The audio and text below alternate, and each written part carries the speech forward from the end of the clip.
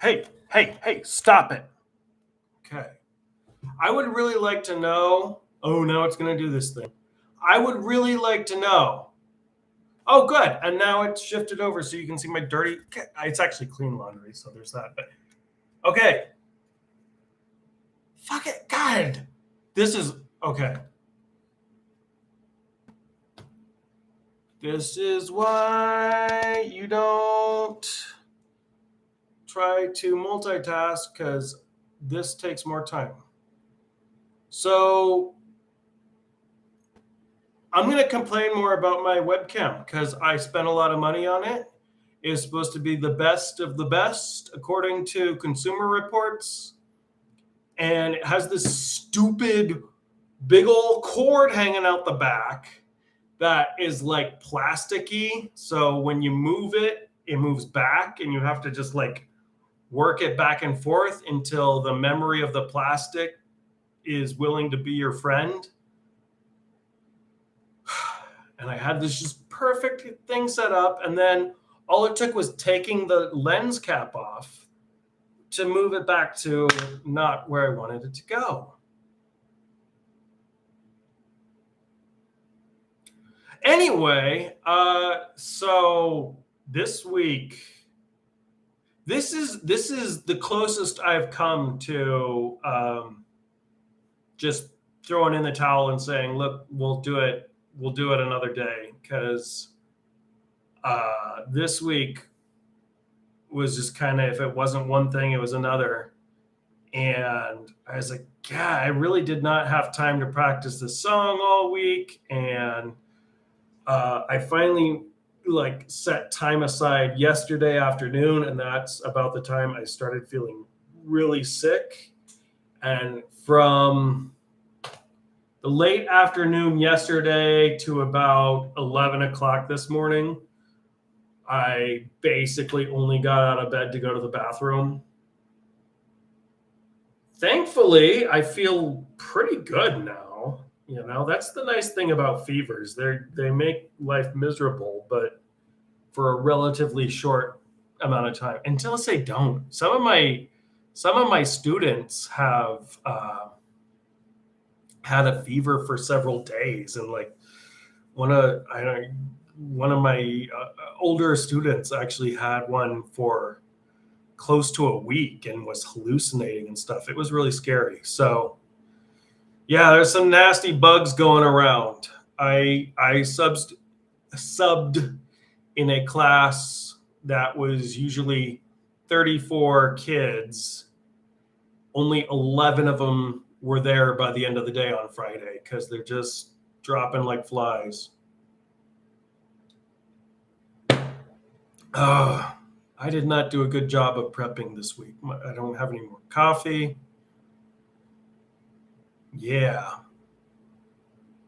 Anyway, let's talk about this week. So, first of all, I bet I could. Yeah.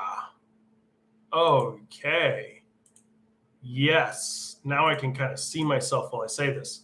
You can't tell what I'm doing on the screen, but I'm shifting stuff around so that I can see the notes I took on topics I wanted to cover and see my beautiful face at the same time. I totally forgot to mention last week that was the 25th one. And for those of you who have a background in advanced calculus like I do, you know that 25 is 1/4 of 100, which means we're over a quarter of the way done. You know, I wasn't even sure I was going to do any after the first one.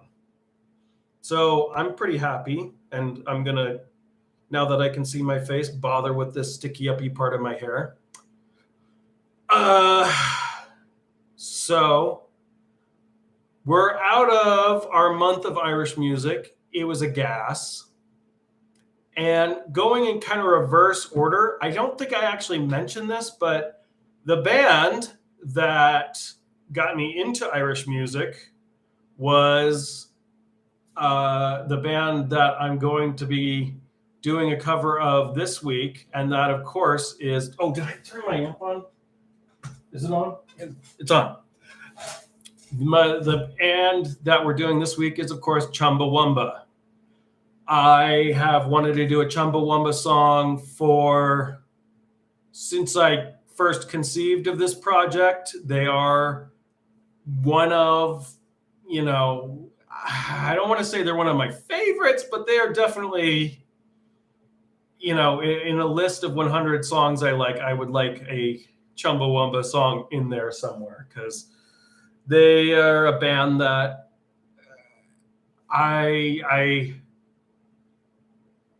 they've seen me through some very difficult times. And the latest of which was at the job I had previous to this one, which it was kind of a bad situation for me to begin with. And that job just made things worse in many ways. Not trying to point fingers or anything. It's just kind of the situation of it all just got worse and worse. And I was really struggling and really stressed out and really unhappy. And I put on Chumbawamba's album, Anarchy, before work almost every day. And that is an album. It's not a record that one would usually associate with bringing people to tears, but it has brought me to tears multiple times. It is just a powerful, powerful record, and I don't care what anyone thinks. If you are one of the uninitiated, there's a little bit of coffee left. I lied. Now we're out. Promise. No April Fools. If you are one of the uninitiated, you might be surprised to hear that I have such a deep emotional and intellectual connection to Chumbawamba. They're not typically considered a band that people have that kind of a connection with. Well, guess what? People who aren't familiar with Chumbawamba's work previous to and subsequent to their single hit often have assumed they are kind of the quintessential...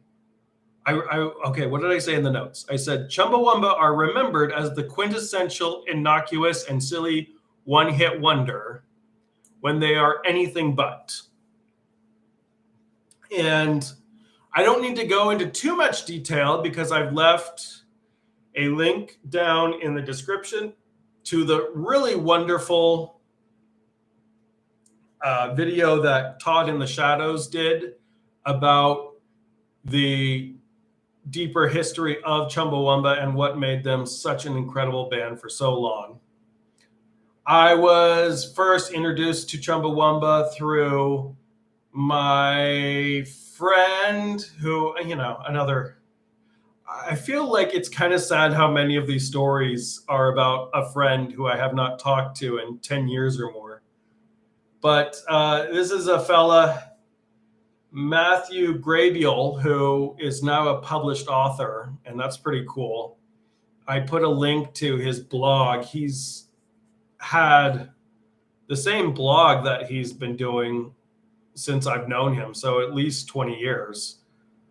And he talks about all kinds of stuff, and excellent writer and really interesting person who upon learning that I was not familiar with the deeper career of Chumbawamba, opted to make me not one, but 2 mixtapes of their music, and really gave me a great perspective into what is a phenomenally interesting band that has done a lot of really creative, really genre-bending and politically and artistically challenging music.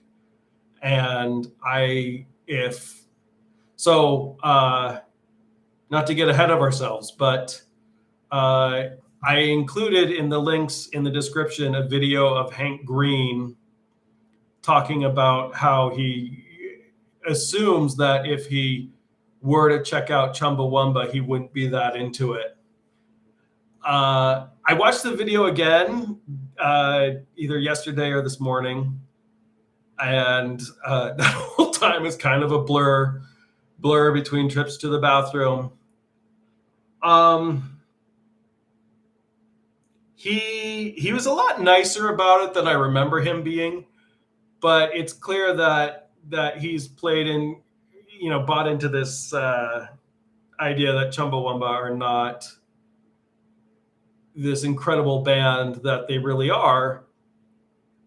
And some people, they have decided that they're going to try to save the redwoods. Some people try to save the whales. I am here to try to dispel the misconception that Chumbawamba was this innocuous group of people who put out one record and it was just kind of silly and weird because it was 1999 and all the bands were putting out silly, weird music. Yeah. So that's what we're here to do.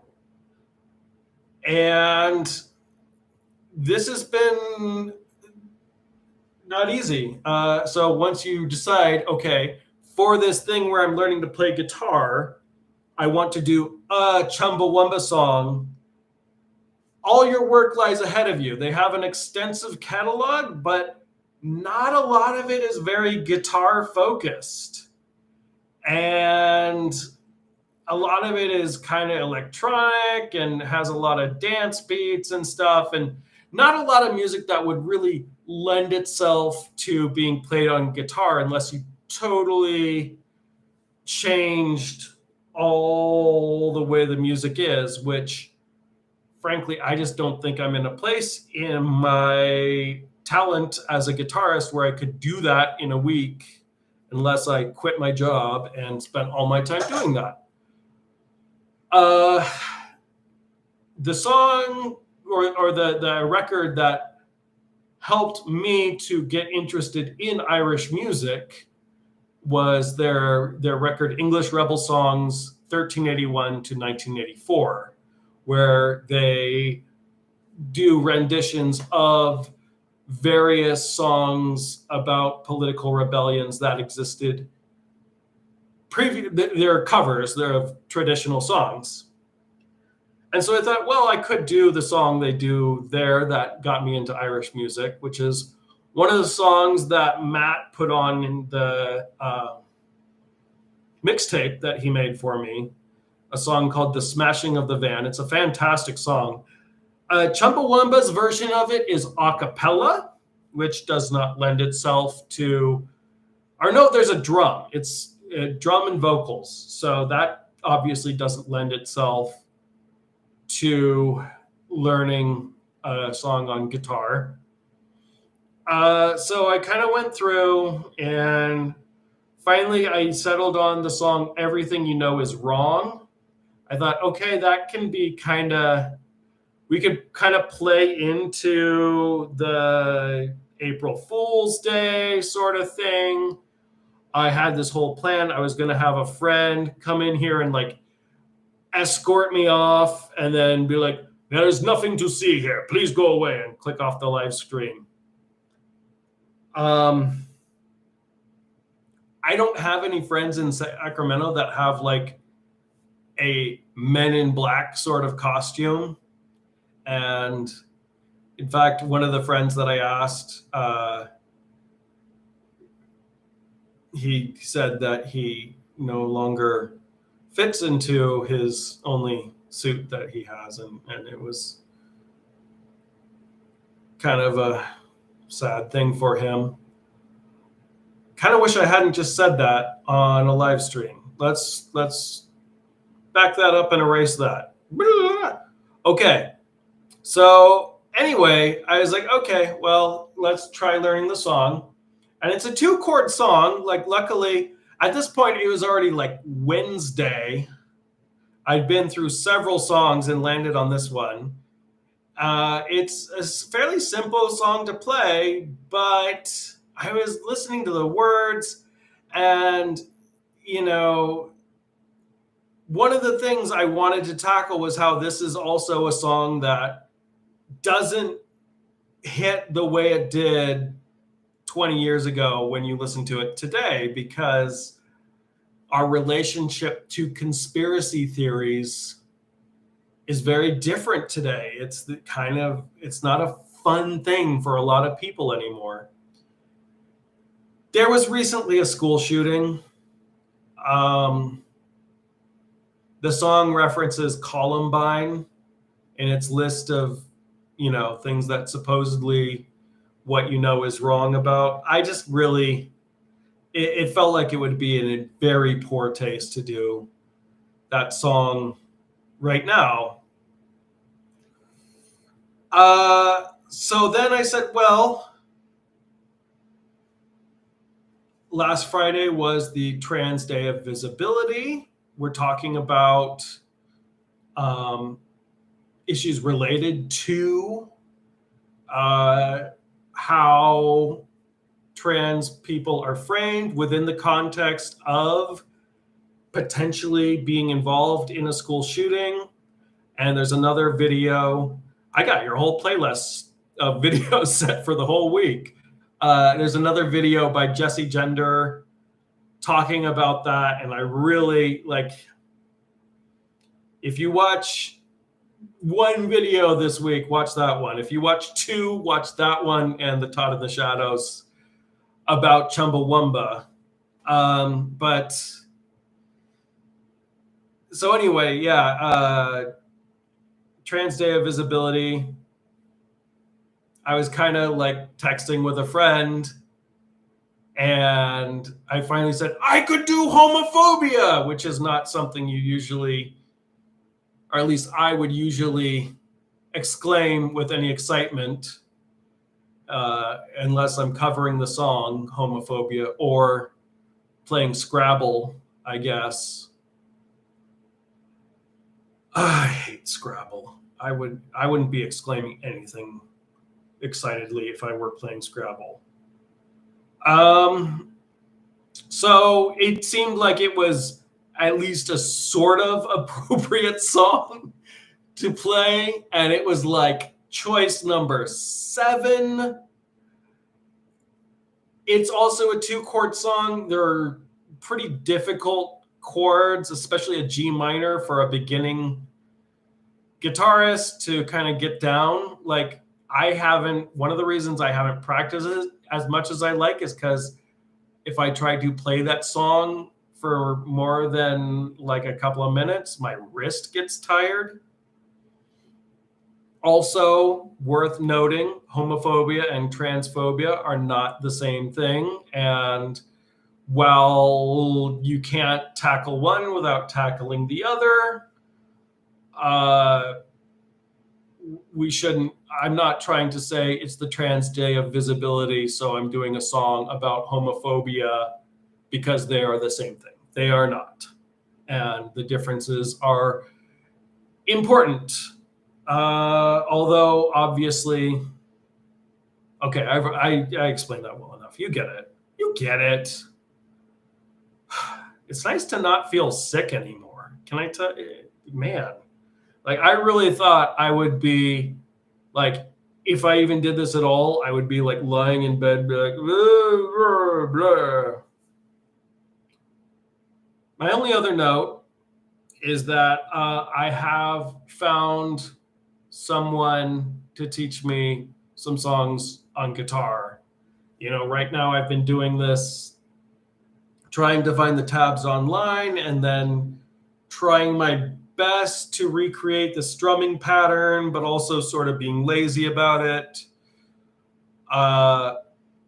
Hopefully I can unlearn all the bad habits I've picked up in 26 songs so far from this guitar teacher who seems like a nice guy. I don't know. Well, I'm meeting him for the first time tomorrow.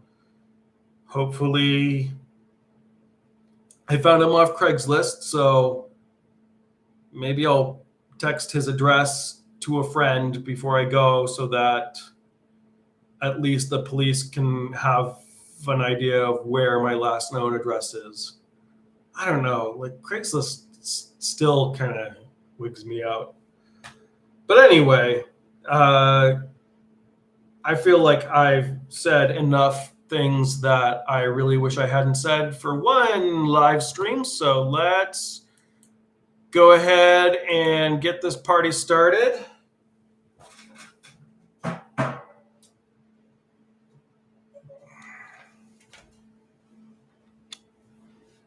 What was on my shoulder? Did you see that thing fall off my shoulder? It's a Velcro spot. Why was that on my shoulder? That's weird and gross. I mean, Velcro gets everywhere. I'm not too. Okay, so the first verse is a cappella, and we're going to do it that way because that's less guitar playing for me. Up behind the bus stop in the toilets of the street, there are traces of a killing on the floor beneath your feet. Mixed in with the piss and beer and bloodstains on the floor from the boy who got his head kicked in a night or two before. Homophobia, the worst disease. You can't love who you want to love in times like these. Homophobia, the worst disease. You can't love who you want to love in times like these. In the pubs and clubs and burger bars, breeding pens for pigs. Alcohol, testosterone, and ignorance and fists. Packs of hungry animals roam across the town. They find an easy victim and they punch him to the ground. Homophobia, the worst disease. You can't love who you want to love in times like these.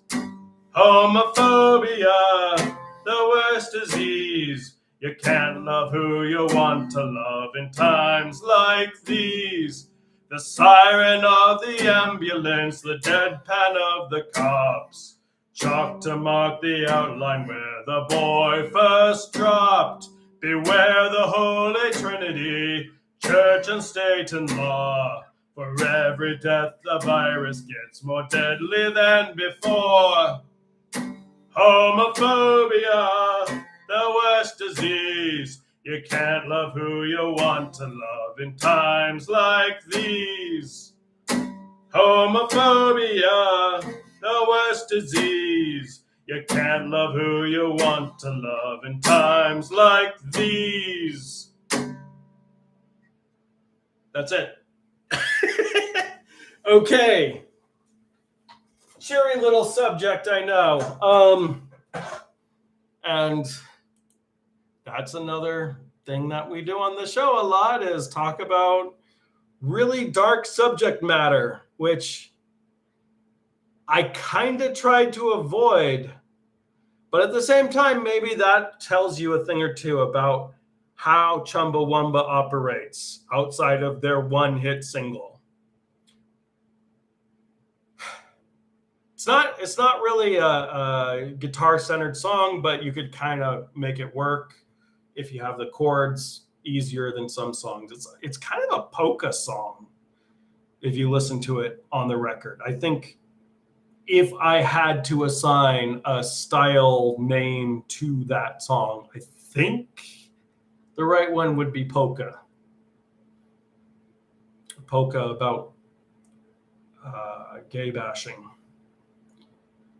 And hopefully I've made you interested in hearing more about a really, truly incredible band that, again, has brought me to tears more than once.